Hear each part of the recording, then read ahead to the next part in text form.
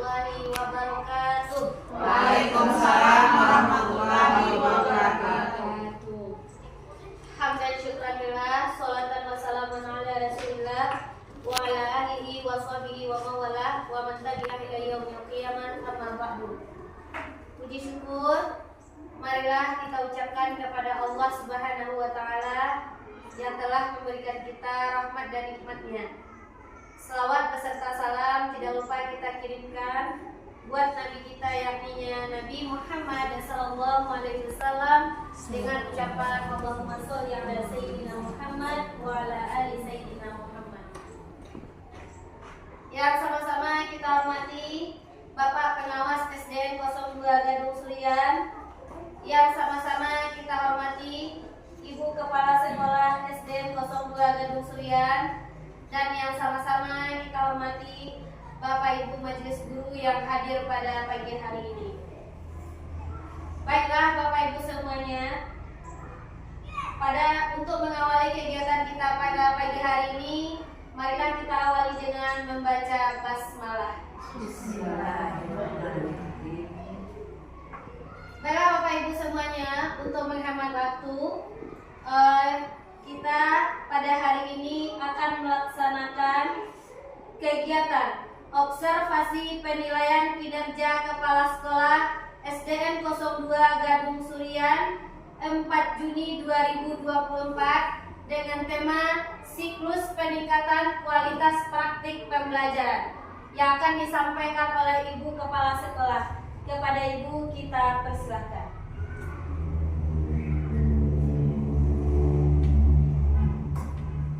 Terima kasih kami ucapkan kepada Ibu Moderator yang telah mempersilahkan kami untuk mempresentasikan penilaian kinerja kepala sekolah.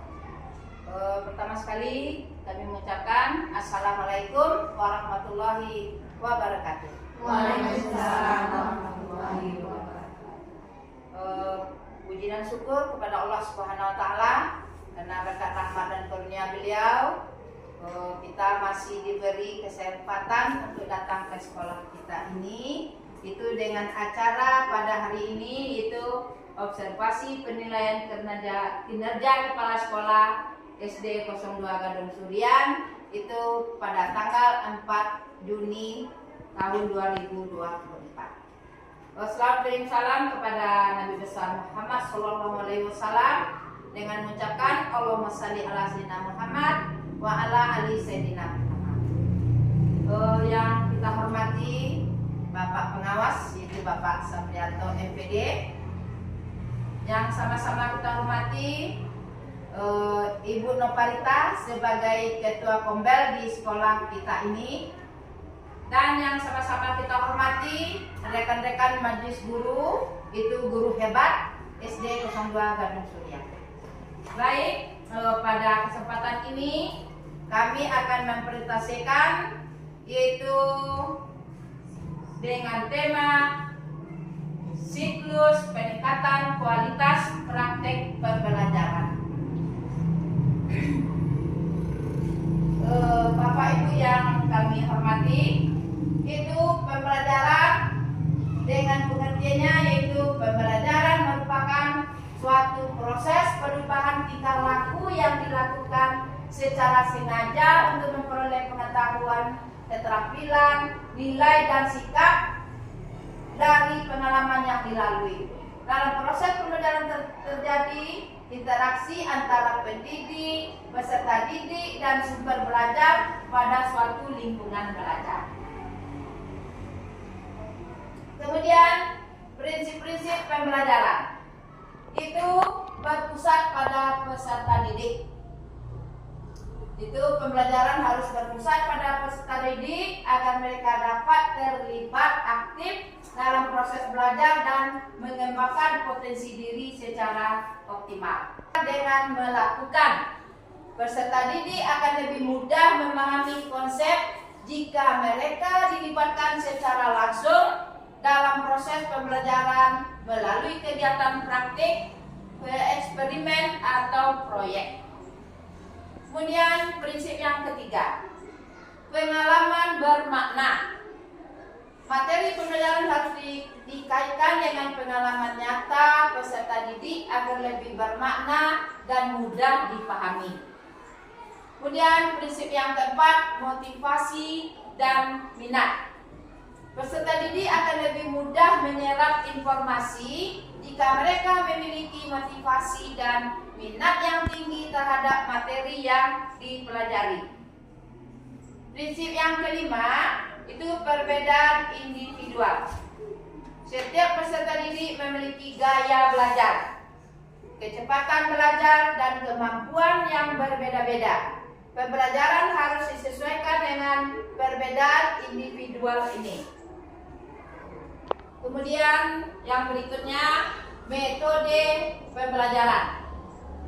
Terdapat berbagai metode pembelajaran yang dapat digunakan, antara lain ada metode ceramah, yang kedua metode diskusi, kemudian studi kasus, pembelajaran berbasis proyek, pembelajaran berkolaboratif dengan pembelajaran daring. Kemudian kegiatan pada proses belajar mengajar dibagi 3. Yang pertama kegiatan awal, kemudian kegiatan inti, dan ketiga kegiatan akhir. Itu ada pembelajaran yang 3 macam tersebut. Kemudian kegiatan awal pembelajaran itu menyiapkan peserta didik secara psikis dan fisik. Yang kedua memberi motivasi belajar. Dan yang ketiga mengaitkan materi sebelumnya dengan materi akan dipelajari. Dan yang keempat, menjelaskan tujuan pembelajaran dan cakupan materi. Yang kelima, menyampaikan lingkup dan teknik penilaian. Dan yang keenam, mengajukan pertanyaan atau kegiatan untuk menjajaki pemahaman awal peserta didik. Kemudian kegiatan inti. Nah, yang kegiatan inti ada 3 macam: eksplorasi, elaborasi, dan konfirmasi. Kemudian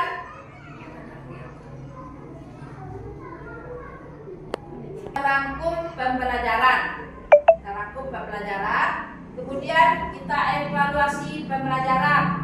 Yang ketiga, refleksi dan tindak lanjut. Kemudian penutup dan motivasi. Di dalam penutup dan motivasi, guru dapat menutup sesi pembelajaran dengan memberi apresiasi kepada siswa atas partisipasi dan usaha mereka. Guru dapat memberikan motivasi atau kata-kata bijak yang relevan dengan topik pembelajaran. Kemudian guru menyampaikan harapan dan ekspektasi untuk pertemuan berikutnya. Itu kegiatan akhir di dalam pembelajaran tersebut. Itulah yang bisa kami sampaikan kepada Bu Ibu dalam presentasi dengan Bapak Pengawas kita pada hari ini. Terima kasih atas perhatian Ibu Ibu. Mungkin kalau ada kesilapan kami mohon maaf. Disudahi dulu sementara dengan membacakan Assalamualaikum warahmatullahi wabarakatuh. Waalaikumsalam. Terakhir Bapak Ibu kami sampaikan di sini, saya tidak akan bosan-bosannya. Ibu bawa apa jadi? Saya tidak akan bosan-bosannya memotivasi Bapak Ibu di dalam komunitas belajar kita, meningkatkan kompetensi di kelas pada murid dan juga selalu akses dalam PMN. PMN dekat dengan kita, itu seperti kita menggenggam HP. Kalau kita tidak ada laptop misalnya, tidak ada di jalan kita melihat PMN, bisa ini dalam genggaman kita itu adalah handphone. Terima kasih atas perhatian Bapak Ibu. Disudahi dengan Assalamualaikum warahmatullahi wabarakatuh. Waalaikumsalam. Baiklah Bapak Ibu semuanya, kita sudah mendengarkan paparan dari Ibu Kepala Sekolah tadi yang telah memberikan semacam pencerahan dengan melalui kegiatan presentasi beliau pada hari ini. Untuk itu saya akan membuka sesi tanya jawab. Ini Bapak Ibu yang ingin bertanya silahkan dipersilakan. Kita buka untuk tanya jawab hanya 2 orang. Pertama kepada Ibu Marta Wirawati, kemudian yang kedua kepada Ibu Yusnayarni. Pertanyaan pertama adalah kepada Ibu Marta, silakan. Bismillahirrahmanirrahim. Assalamualaikum warahmatullahi wabarakatuh. Waalaikumsalam warahmatullahi wabarakatuh.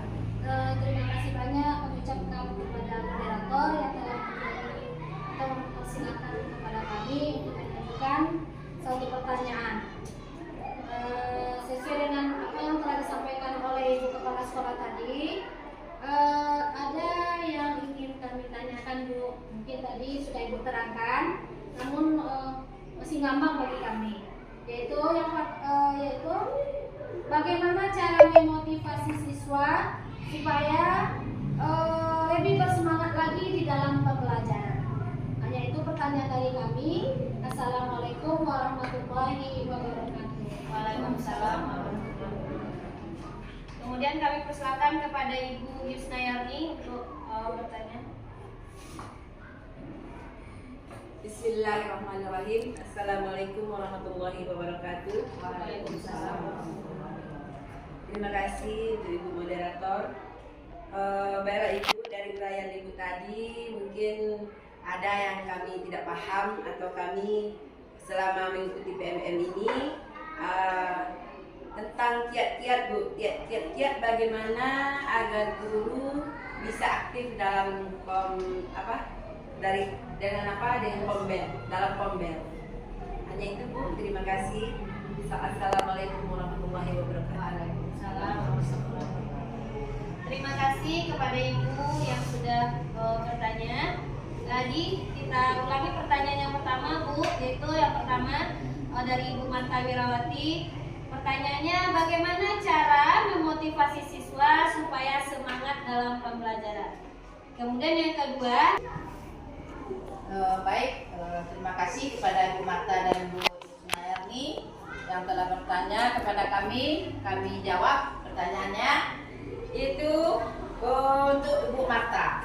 Kita ciptakan ruang kelas yang aman dan menyenangkan untuk siswa. Kemudian yang kedua, kita gunakan metode pembelajaran yang bervariasi.